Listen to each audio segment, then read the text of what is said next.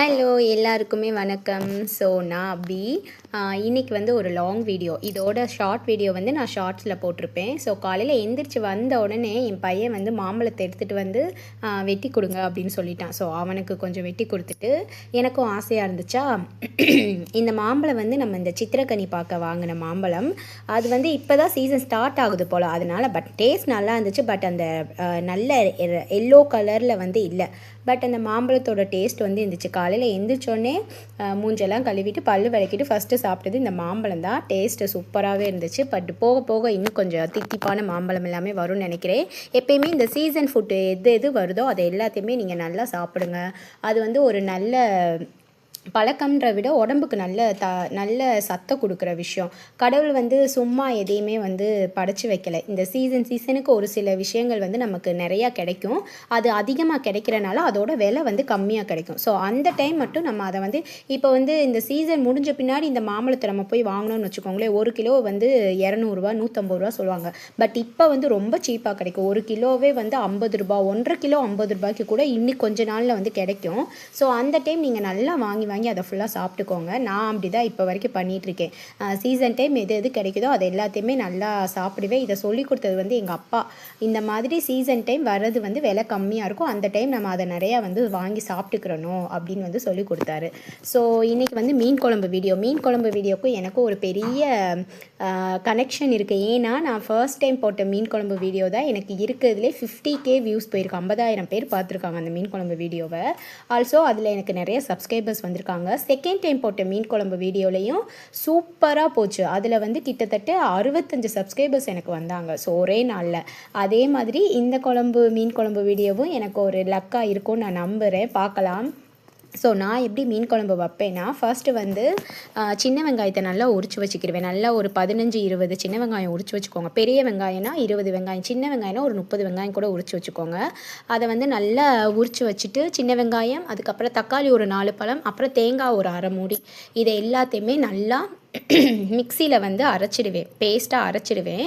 அதை அரைக்கும் போதே மிளகாய் தூளையும் போட்டு அரைச்சிக்கிடுவேன். இந்த அரைச்ச விழுதை வந்து எண்ணெய் ஊற்றி அதுக்கப்புறம் வந்து எப்பவும் போல் செய்வேன். நான் அதை போக போக சொல்கிறேன். ஸோ நான் இப்படி தான் மீன் குழம்பு செய்கிறேன். நான் இதுக்கு முன்னாடி வந்து இந்த அம்மாக்கள் செய்கிற மாதிரி புளியை கரைச்சி அதிலேயே வந்து வெங்காயத்தை அரைச்சி ஊற்றி கையிலையே கரைப்பாங்க, கையிலையே உப்பு போடுவாங்க, கையிலையே டேஸ்ட்டு பார்த்துட்டு அந்த குழம்பை ஊற்றி செய்வாங்க. அவங்க கைப்பக்குவத்துக்கு அது நல்லா வருது.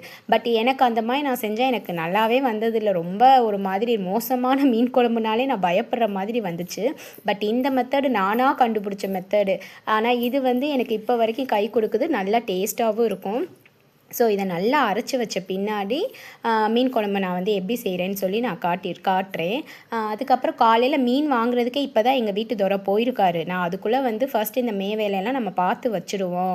அதுக்கப்புறம் இந்த குழம்பு வந்து கொதிச்சிட்ருக்கப்போ லாஸ்ட்டாக தானே நம்ம மீனை இதுக்குள்ளே போட போகிறோம், அதனால் ஃபர்ஸ்ட்டே இதெல்லாம் பண்ணிடுவோன்னு சொல்லி ஒரு பக்கம் வந்து சாதம் வெந்துட்டு இருந்துச்சு. இன்னொரு பக்கம் தம்பிக்கு பால் காய்ச்சி அதையும் ஆற்றி கொடுத்துட்டு, இன்னொரு பக்கம் இதை அரைச்சி வச்சுட்டு, அதுக்கப்புறம் கடாய் வச்சு எண்ணெய் ஊற்றி கடுகு, வெந்தயம், சீரகம், கருவேப்பிலை நிறையா போட்டுக்கோங்க. நிறைய எவ்வளோக்கு எவ்வளோ கருவேப்பிலை சேர்க்குறீங்களோ அந்த அளவுக்கு வந்து உடம்புக்கு நல்லது. அதனால் கருவேப்பிலை நிறைய போட்டுட்டு இது எல்லாமே நல்லா வதங்கின பின்னாடி இப்போ நான் அரைச்சி வச்சுருக்கையில் தேங்காய், சின்ன வெங்காயம், தக்காளி, இதை வந்து இந்த அரைச்ச விழுதை இதில் ஊற்றிட்டு மிக்ஸியும் நல்லா லைட்டாக கழுவி அதில் ஊற்றிக்கோங்க.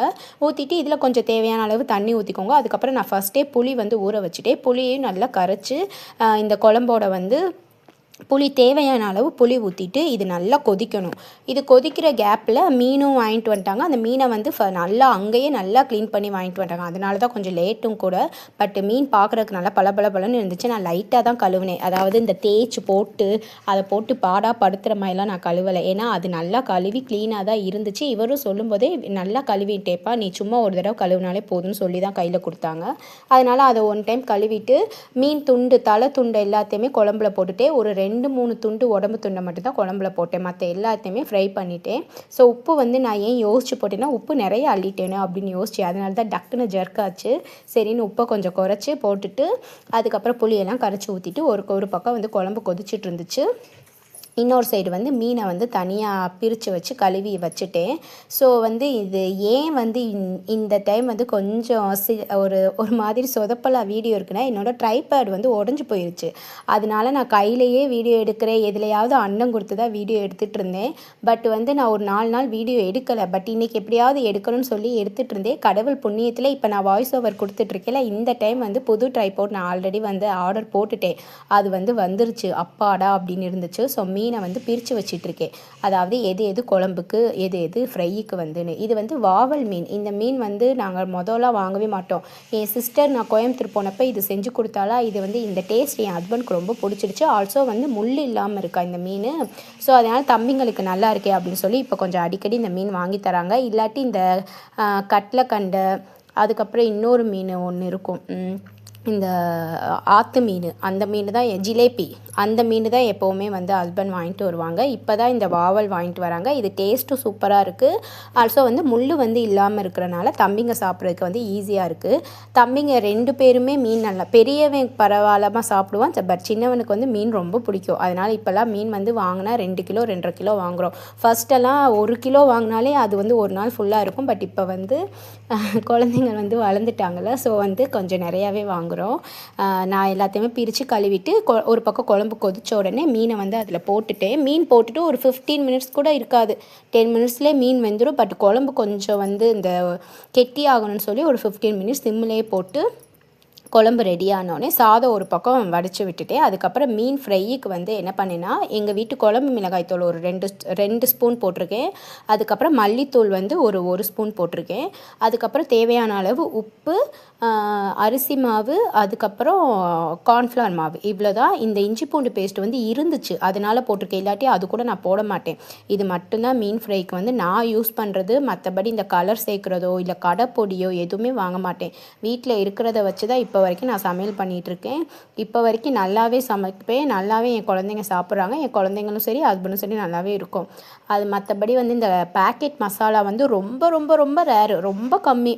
அந்த பேக்கெட் மசாலாவுக்கு எங்கள் வீட்டில் வந்து இடம்னு பார்த்தா ஒரு 10க்கு 0.5 கூட இருக்காது. அவ்வளோதான் பேக்கெட் மசாலா யூஸ் பண்ணுவோம். பட் வாங்குவேன், எப்போயாவது வாங்குவேன்.